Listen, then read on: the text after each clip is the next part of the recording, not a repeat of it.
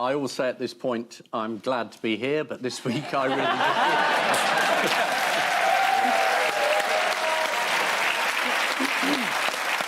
There was one high point when a policeman investigating me said, this may be a silly question, but is there anyone who might have a grudge against you? I have an alibi.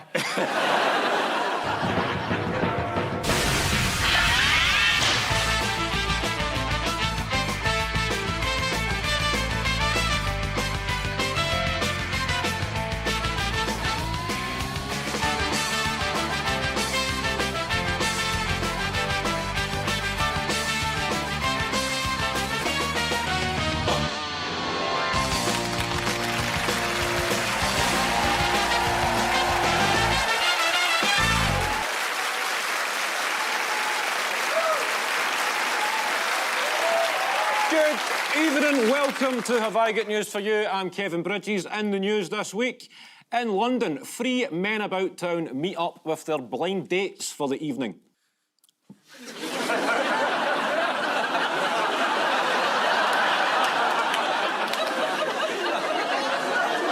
At the Tory party conference in Birmingham, Rishi Sunak announces he is staying on as leader. And at the headquarters of SpaceX in California, secret footage emerges of Elon Musk preparing for his latest launch.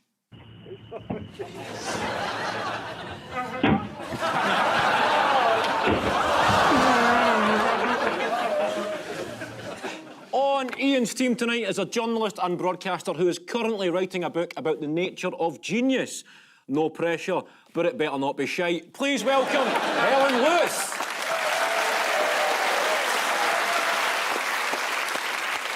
On Paul's team is a comedian who describes her school days at an all-girls school in Kent as if Enid Blyton wrote Skins. So please welcome the star of 5 Get Trapped in a K-Hole. It's Chloe Peck.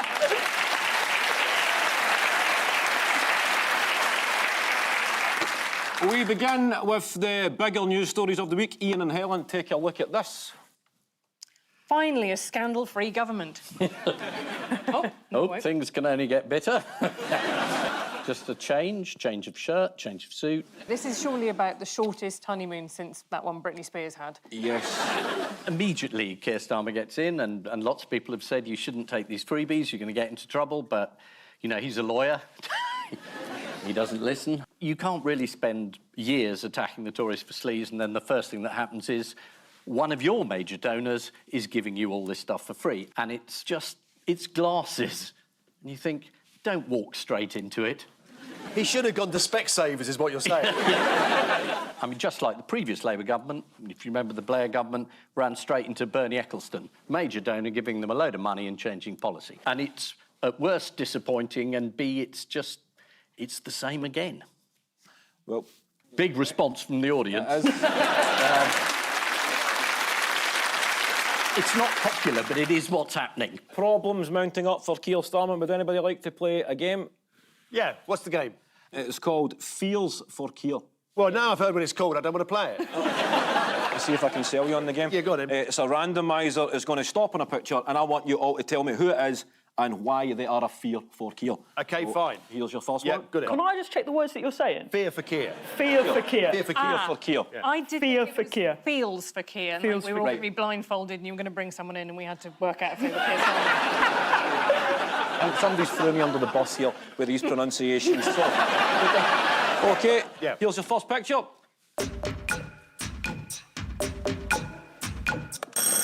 Well, that's Lord Ali, who's a major donor to the Labour Party. He gave them £500,000, and he's doing it for nothing.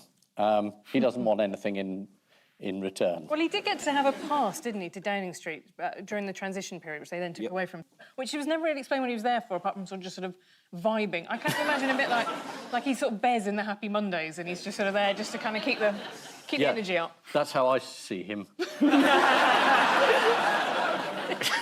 Is Lord Ali, who is paid for £32,000 worth of goodies, including clothes and glasses for Starmer. What do we think?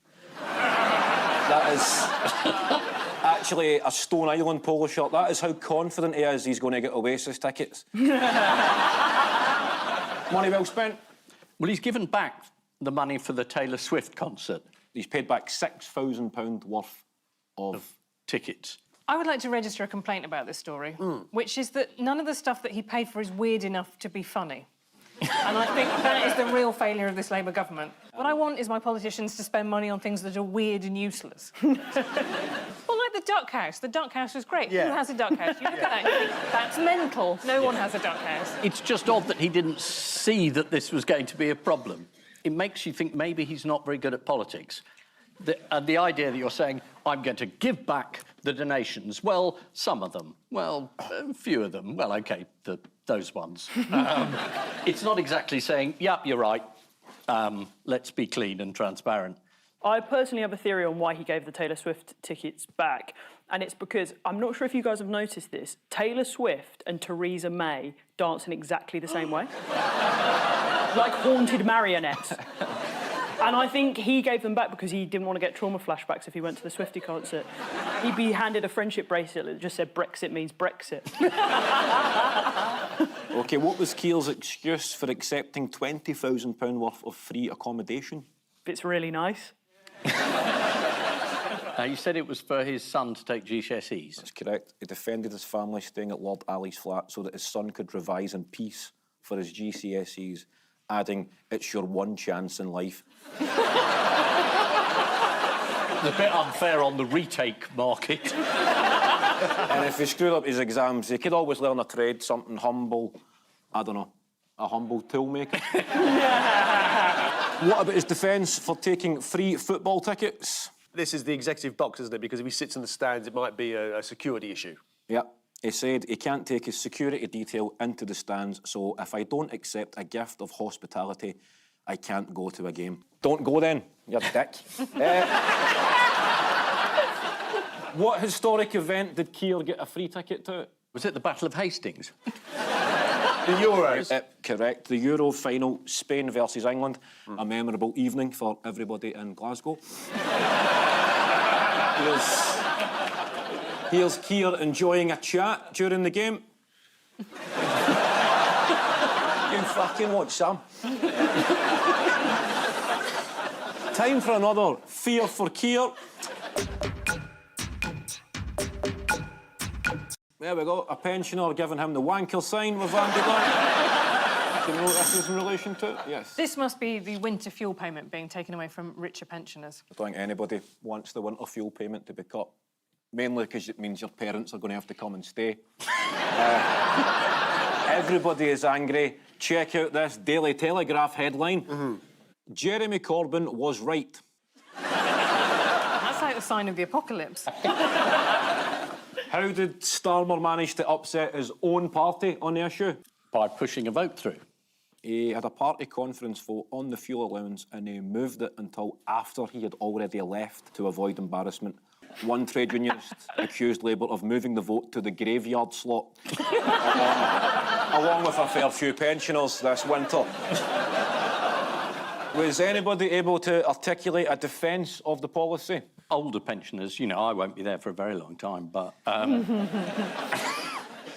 it might be thought that they don't really need this, and perhaps they shouldn't have it. I think that's the argument. I don't buy it, obviously. God, I'm going to claim every penny. Should we see a Labour delegate put it a bit more coherently? Yeah. Are you worried about the optics of all the various donations, given the fact that you're having to make that choice, or the Chancellor says Labour's had to make that choice to take away the winter fuel allowance from a lot of pensioners?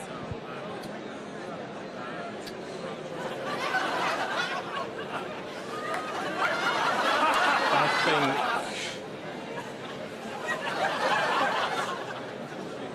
Sorry, could you repeat the question?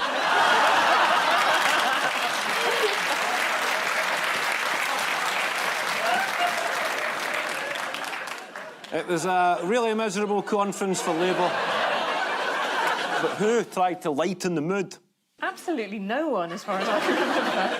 We had Rachel Reeves, having been doom and gloom all summer. The Times revealed that she would shift the tone to offer a more positive vision. Here she is, trying to offer that positive vision. There's a touch of Wallace and Gromit going on there, isn't there? Why did Keir himself accidentally lighten the mood? Sausages instead of hostages. So good. Yeah. I did feel for him because he gave a very long speech and I thought, no one will remember anything about that apart from he said, we're going to bring the sausages home. I think what happened there is sometimes when I come on the television, my mates will be like, can you get the word unicycle in? Which you just done. James wrote me a tenner, mate. Unicycle, I'll have a tenner as well. I think what's happened here is his mate, Labour peer Wahid Ali, has gone, if you say sausages in your next speech, I'll give you 16 grand.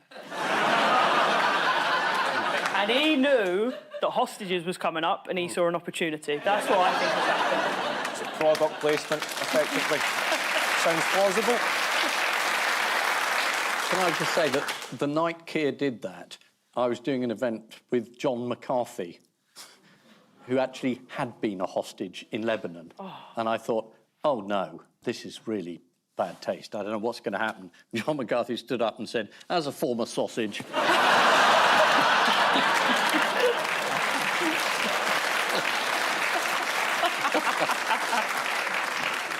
Shall we have a look at the clip? I call again for an immediate ceasefire in Gaza. The return of the sausages. The hostages. It's so good. Is this any connection with Liz Truss opening up new pork markets? That is a disgrace. Yes. It's contradictory policies, though, because if the sausages get returned, then we've got no fuel to sort of cook them on. What are you writing down? Are you going to do that joke again, but better? No, actually, it's nothing to do with you. I'm just writing a book. Does anybody fancy another fear for Keir? Yeah. Yes. Are you going to explain what this title is at some point? People who have sparked a bit of fear into Keir Starmer.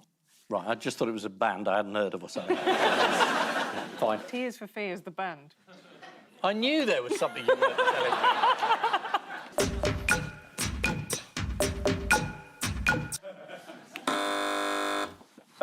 That's Jeremy Clarkson, and I'm assuming he's there because he scares everyone. He's just opened a new pub, hasn't he, Jeremy Clarkson? So is it something like Taxis Beer? Oh, is it the pub garden? Yes. The smoking? Yep, Labour are keen to put the country on an enforced health kick, which includes banning smoking in pub gardens, and he's put up this sign barring the Prime Minister from his pub.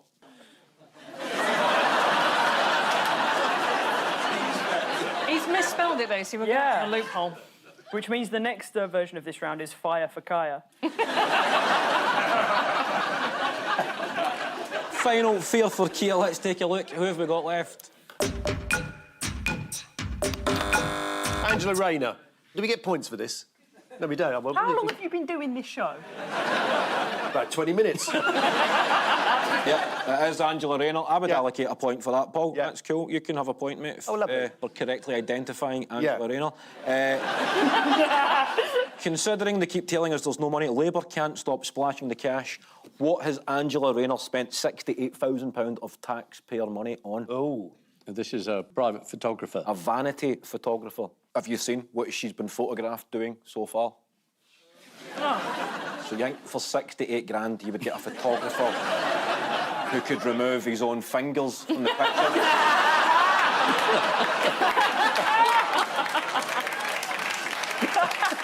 Who will be happy about Angela Rayner's vanity photographer? She will be, presumably. Former Tory MP Jake Berry, here he is, talking about Angela Rayner. I actually think Angela Rayner is a very, very attractive woman. And I used to have a picture of her pinned up. I had a picture of her. There was a book launch, and I pinched the poster on the way out. And Does your wife know this, by the way? Yeah, my wife does, don't worry. Okay. I pinched the poster on the way out, and I had it pinned up in my office. This is when I was Conservative MP. Sharing a split screen with Jeremy Kyle, and you still come across as the creepiest bastard there. But he's done quite well, considering, according to that caption, he was a former chair. You know,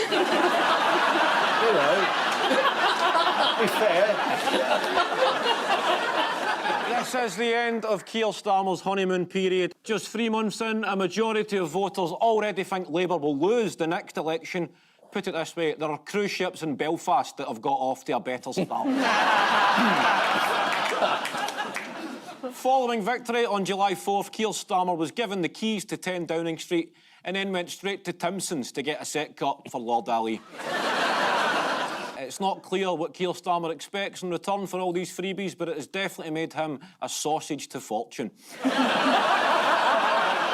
Keir Starmer received tickets to a Taylor Swift concert. How times have changed at Westminster.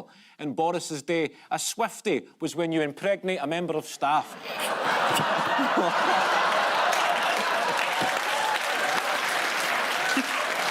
Before your wife gets home. So,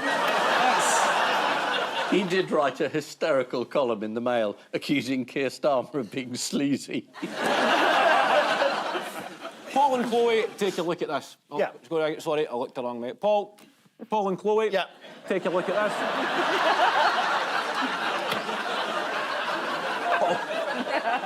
What, are you going to do something? No. Paul and Chloe, Yeah. We're still here. take a look at this. No, Paul and Chloe.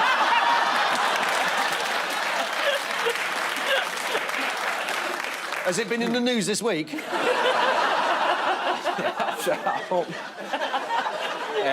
Paul and Chloe, take a look at this. I think that's Tom Tugan hat. A clean start, yes. Just empty your pockets, sir. Yeah, that's James Cleverly. Kemi Badenoch looking for some mothers to take some money off. Yep. And, oh... Just a normal way to hold your wife. Yeah, exactly, yeah. So who are these people, do you know? Not a clue. No. I'm not sure some of them know. No. This is the Conservative Party conference in Birmingham, the hottest ticket in town. Take a look at this. There is a brilliant buzz at this conference, isn't there? It's fantastic, terrific energy, thousands of you here. We've got members, councillors, MPs, businesses. In fact, it's such a hot ticket, I'm surprised that Keir Starmer hasn't asked somebody to buy him one. Rishi's joke there, an absolute fucking belter.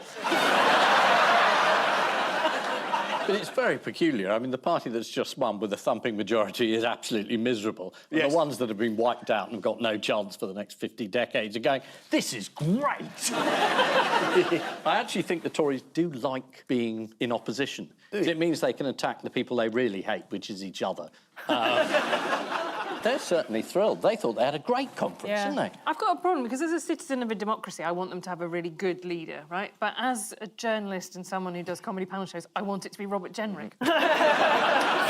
Which one was he? He's the last one. He was the last one. One of his kids, his middle name is Thatcher. Really? And he said, I understand women because I've got 3 daughters, a wife, and my 2 dogs are female. Kemi Badenoch has made a pretty strong pitch at being the biggest crackpot at the Tory leadership. What does she think is excessive? Maternity pay. You're right, the answer is statutory maternity pay, Yeah. which is always a good idea, winding up pregnant women. It's not good having a name that starts with the word bad, though, is it? And ends with Enoch. So if you pledge support to Kemi Badenoch, you can join her WhatsApp group. What sort of fun do they have on Kemi Badenoch's WhatsApp group? Emojis, they're quite fun. Yeah. They actually write Kemi-inspired limericks. No. No, I'm against that. Would you like to hear a sample? Oh, I please. think so. Yeah. We know Kemi's got the right stuff and won't fail when the going gets tough. Then it just goes to shit. Tom, James, Mel and Bobby don't delight the lobby, so Miss Badenoch's the one up to snuff. I think it's a cry for help rather than a limerick. What's the formula of a limerick? The next 2 lines have to rhyme, and the last line rhymes with the first 2. So they all rhyme. No. We know Kemi's got the right stuff and won't fail when the going gets tough. You won't get any money if you're a new mummy, so... So we say she's had enough. Thank you very much. Thank you. We got an alternative last line. Go on in. So don't try and get up the duff. Oh, Yes. Yeah, there we are. She finished her speech with a rallying cry. What was the rallying cry? I hate all of you. Who wants some? Yeah. She said of her campaign, "We are a movement." There we go. I had one of those this morning. Robert Jenrick is probably the favourite. Now, if your name was Robert Jenrick and you wanted to jazz it up a bit, so it was a bit more cool, Yeah. how would you go about that? Bobby Jenrick. And he's called himself Bobby J. They've got hats. We want Bobby J. Yeah. We want Bobby It's an J. ill-advised reference to someone who got shot. It is also an ill-advised reference because, according to Urban Dictionary, Yes, it's a reference to a blowjob. in certain communities, yes. Chloe looks scandalised. I enjoyed your genuine kind of, not Bobby Jenrick. Yeah, but it's worth getting one, though, isn't it? What I mean, the cat. You know. Jenrick's record in elections is not great. What happened when he was a student trying to get elected as the college student union officer? Was he tarred and feathered and thrown into a canal? He was the only candidate, and he lost. He failed to win, even though he was the only candidate. Robert Jenrick owns an unusual item of personal grooming equipment. Can you tell me what it is? A nasal perma. It is hair. It's kind of related to hair, so... Button belly button fluffer remover. I think it's a button belly button fluffer Yeah. remover too. You want to go with that? Yeah. Is it a comb? You sound like you haven't come across one of those for something. You're right. According to the Mirror, he has a special razor to shave his hands. What? Even more disturbingly, it's for his palms. Another of the candidates is James Cleverly. Every successful politician has a big vision and a slogan to match Obama's "Yes, we can," Martin Luther King's "I have a dream." Let's take a look at James Cleverly's. Let's be more normal. He also gave my favourite interview of maybe of any of the Tory candidates in which he went, yeah, I've watched porn. And I almost now can't remember if they had actually asked him a question about that. Just putting out there, guys. My name's James and I like to rip the head off it. That's a decent introduction. Currently, there's also a guy running for leader who is called Tom Tugendhat. Yeah. I don't know if he's got a nickname in the style of Bobby. Tom Tug on that. The T-shirt, the arrow pointing. If your name was Tugen... How do you say it? Tugendhat? Tugendhat. Yeah. Tom Tugendhat, TT. How would you make the most of that, if that was your name? How would you try and make that sound? He's got a Bobby range J-ish? of Tom Tugendhat. He has. He has it finally caved in and he's got Tom Tugen hats. But he had Yep. also Tom Tugen water bottles, Tom Tugen... all sorts. Tom Tugen tats, right? He had Yep. tattoos that said Tommy Tugs on them or whatever. He's got... he's got a tin of spray tan, and if you apply too much, they will want you deported. Liz Truss was at the Tory conference. Yeah. What did she have to say? I'll be back. She said the Conservatives would have done better at the last election if they hadn't kicked her out. She said I wasn't wrong. Yeah. I mean, it's become a bit like sort of going to see the lunatics in Bedlam, hasn't it? Oh, I wonder what Liz Truss will say. Go on. Say something mad.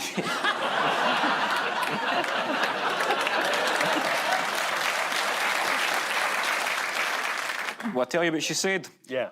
Since she's had a couple of years to reflect on it, she's become a calmer, more relaxed, more natural person. Let's take a look at this new Liz Truss. Hello, Ms Truss. Sky News. Why do you think the contenders should listen to anything you have to say, given the disaster of your premiership? Do you think they're listening to you? Do you think your interventions are helpful to the Tory party in the state that it is at the moment? Do you take any blame for what happened in your premiership, Ms Truss? Or do you think any of it was your fault? Do you think the leadership contenders should take more of a Truss-like approach? It is like the face when you're trying to unlock your iPhone. I think she's an AI experiment and they're seeing how long we'll believe it. I question the word intelligence. Artificial, yes. This is the Tory leadership battle down to the final four. The Guardian presented this helpful guide to the Conservative leadership candidates, after which the passport photo booth blew itself up. Kemi Badenoch told the Tory conference that 10% of civil servants should be in prison. So about the same proportion of Tory MPs and BBC newsreaders. In Birmingham last week, Liz Truss declared, "I'd have done better than Sunak in the election," to which the barman replied, "I know, love, but I called last orders 20 minutes ago." You want me to do that again, cleaner? Just carry on. Just carry on? All right, mate. Relax, mate. OK. And we forgot to do the round about the Middle East, so that's coming up. Not many series only have one episode, but this might be the one. And so, to round two, this is the strength-ometer of news. OK, fingers on buzzers, teams. There we go. This is the cruise ship, which I believe now has eventually left Belfast. It's been there for about 3 or 4 months. And finally it set sail, and they're just heading across the Atlantic now, where there's been reports of icebergs, but they're not worried about that. Finally, it left Belfast on Monday. We can see how far it got. Yeah. It got about as far as Bangor. Yeah. Not even the one in Wales. It got as far as the local Bangor. And then it turned back, giving the explanation, "We still have some administrative paperwork to be finished." Where is it going now? Caribbean, next stop, isn't it? Closer to home. Caribbean. Sorry. Isn't it going somewhere in Scotland? Yes, it is. I was quite flattered it was going to take in Scotland. It's going there to refuel. The cruise is meant to be a 3.5-year round-the-world trip. Why might one cruiser be seeking a refund? He liked it in port and he's angry they've started moving. One woman paid £75,000 for a permanent cabin, and she was kicked off for making critical comments in a private WhatsApp group. Oh. She did it in Limerick form as well. She did it in a private WhatsApp, so there's also a grass on board, which is the last thing you want to be in Belfast. How have the passengers spent their days stuck in Belfast? Having a good time. Generally, they all seem to be very upbeat, the people I saw being interviewed on the news. One couple had this to say. How did you manage to stay happy throughout all this happening? Oh, how can you not in Belfast? Yeah. We've had so much fun. We drank. That is actually the captain and the first mate. OK, fingers on buzzers, teams. Yeah.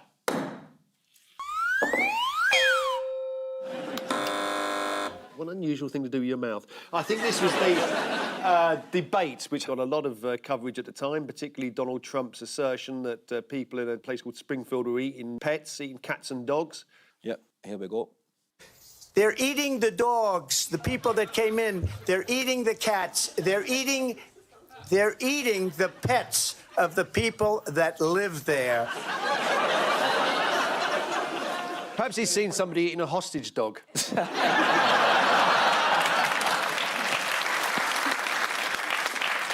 You wonder if that disinformation's going to spread over here. I'm looking forward to taxi drivers that are coming out here, eating our XL bullies. So, what has Donald Trump recently declared? Give us a clue. Something regarding not this election, the next. That it's been rigged. He's actually declared that he won't run for president in 2028 because he'll have abolished elections by then.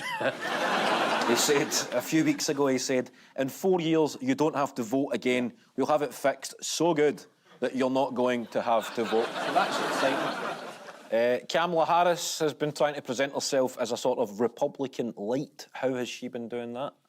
I own a gun, she says. Boasting to Oprah Winfrey.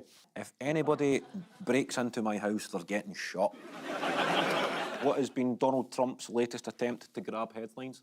There are a lot of quite good sort of dance remixes of him, because he said they're eating the dogs, they're eating the cats, they're eating the pets of the people that live here, which actually is a much better poem than the Kemi WhatsApp group, and they could really learn a little something from that, frankly. This particular question is in relation to Donald Trump launching a new brand of luxury watches. Oh, yes, yes. Which cost up to $100,000. Oh, they tell you the time that he should be doing. Yeah.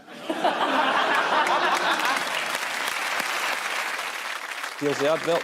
This isn't just any watch, it's one of the best watches made, with almost 200 grams of gold and more than 100 real diamonds. That's a lot of diamonds. I love gold, I love diamonds. Watches for illustrative purposes only, and is not an exact representation of the final product. Says in tiny writing at the bottom. Do you know the name of the company that makes the watches? Fly-by-night-fatewatches.com. They're called the best watches on earth. What did the latest would-be presidential assassin Ryan Wesley Routh say in a statement 15 months before the golf course incident? Did he used to be a big Trump fan and now he's gone off him? He said, I tried my best. I have no savings, but I will pay a cash reward to anyone who can do the job. Here is a photograph of him being arrested. If you look closely, a lot of people have commented that it's like he's got the face of Donald Trump.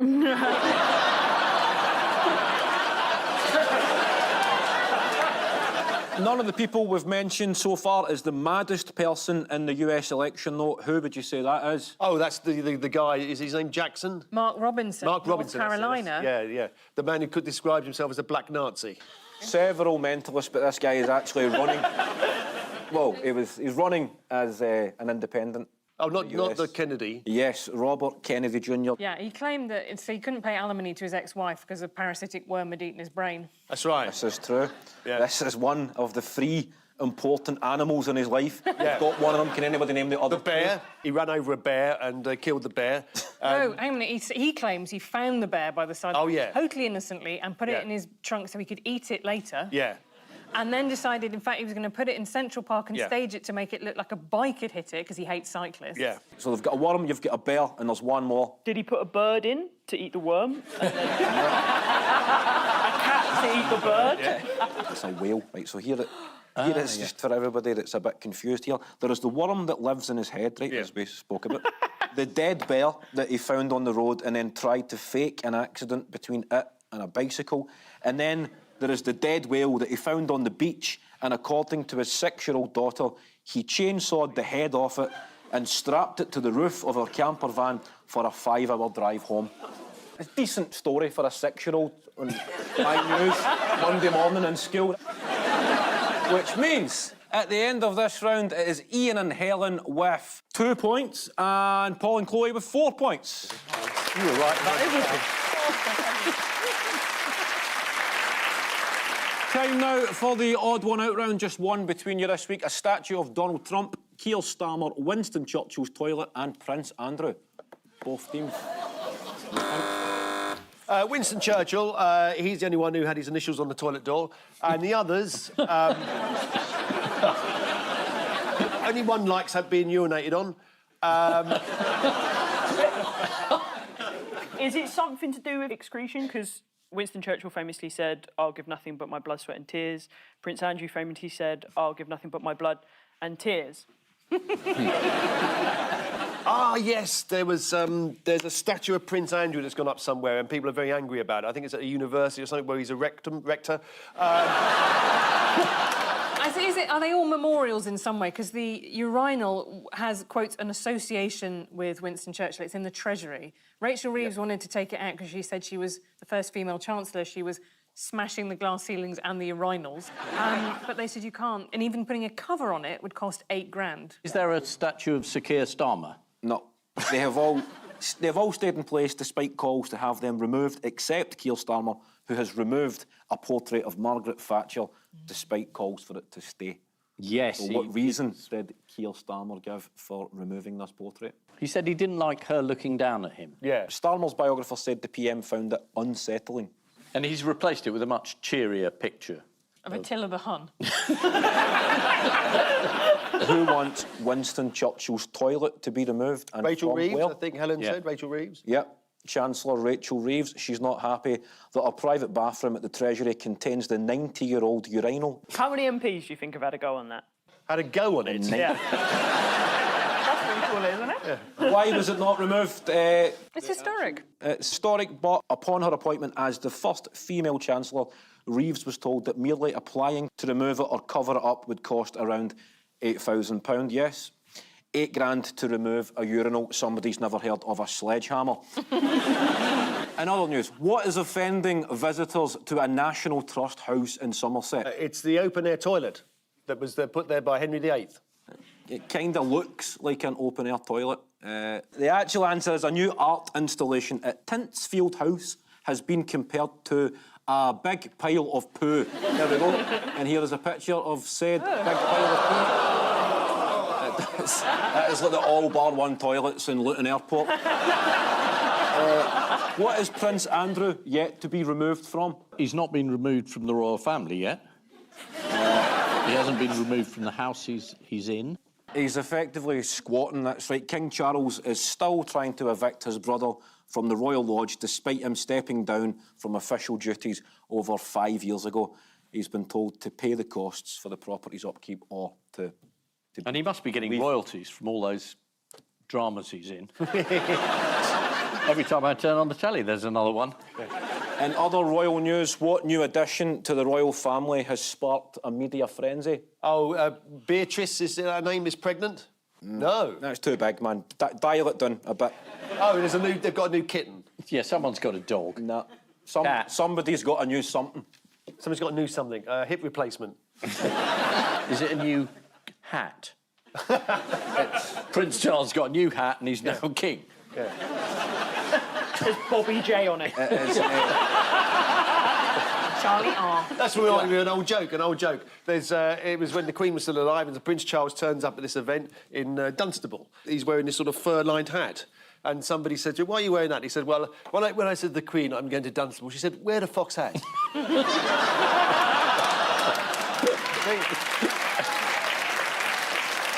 Prince William's got a beard. There we go. That's it. The whole world's talking about it. Really. Are they? Watching at straws, trying to avoid talking about Israel here. But Prince William has got a beard. Yeah. He does look as if he's just been in spearmint rhino for a few days. And he's heading home to get absolutely slaughtered off his wife. Why has a statue of Donald Trump caused upset in Las Vegas? Is the statue in the form of a one-armed bandit? So you pull his arm, and then a golden shower... No, I'm not going.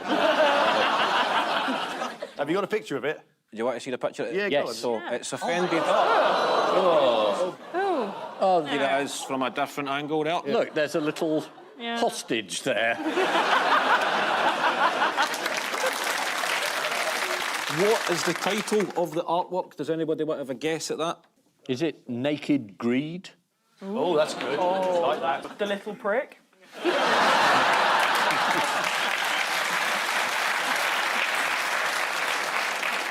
Yes, the 43-foot, £6,000 nude structure is called Crooked and Obscene. Yes, they have all stayed in place despite calls to have them removed, except Keir Starmer, who's removed a portrait of Margaret Thatcher despite calls for it to stay. According to the Times, the King is keen to move Prince Andrew to more suitable accommodation. Well, I think Jeffrey Epstein's prison cell is still available. Time now for the Missing Words Round, which this week features as its guest publication The Searcher, the magazine for metal detector enthusiasts. Search as long as you like, you won't find anything that anyone gives a shit about. I would dispute your fact that no one's ever found anything interesting. I was in a field. Did someone find you? Yep. No, and I went with a metal detector and I found an Anglo-Saxon silver coin. Oh. King Edgar. About £5.90. That's not what it's worth.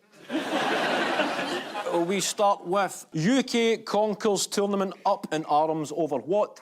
Fake conkers. Oven usage. Cold conkers. Very close. The answer is frozen conkers. Frozen conkers.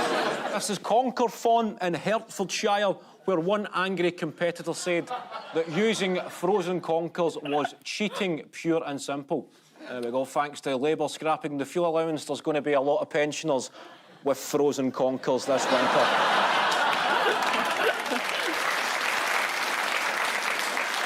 Next up, what found in tomb with mummy? Daddy. World's oldest cheese found in tomb with mummy. Yeah. Scientists in China have identified a substance found with a mummified body as kefir cheese. Here is the mummy in question. Scientists have ascertained that the cheese is 3,600 years old. They ascertained that partly through carbon dating, but mainly due to the label reading best before October 2nd, 1576 BC. Next up, highlights of the Dorset and West Pathfinders Charity Weekender included what and what? Murder and sodomy. In which order? Bed and breakfast. Ant and Dec. S&M. M&S. All four. The answer is highlights of the Dorset and West Pathfinders Charity Weekender included a slushy machine and proper toilets. This is, of course, an article from The Searcher magazine. The full list of amenities at the campsite included a cider bar, a vegetarian food wagon and slushy machine. So I'm guessing those proper toilets took a proper hammering. Next. Pensioners in Derbyshire find fame after what? Launch of website only Nans. Pensions in Derbyshire find fame after looking through DVDs of old musicals. The answer is pensioners in Derbyshire find fame after starring in Western film. Next, if you miss what, there's now a website that lets you relive it. Evensong. If you miss experience in life because you're glued to the internet, there's now a website that lets you relive it. The answer is if you miss sounds computers made in the 1990s, there's now a website that lets you relive it. This is an article for computer buffs nostalgic for the days of performing tasks such as defragging a hard drive. I'm not sure I know how to do that, but more importantly, neither did Hugh Edwards. Okay. Finally, while out with my metal detector in a field in Shropshire, I was surprised to find... A metal detector. Ian Hislop. Yes.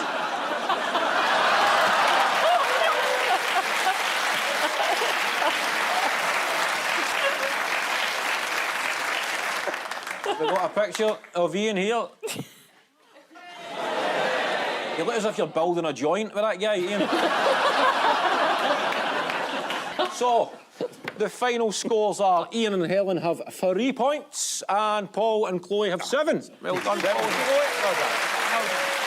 You were brilliant.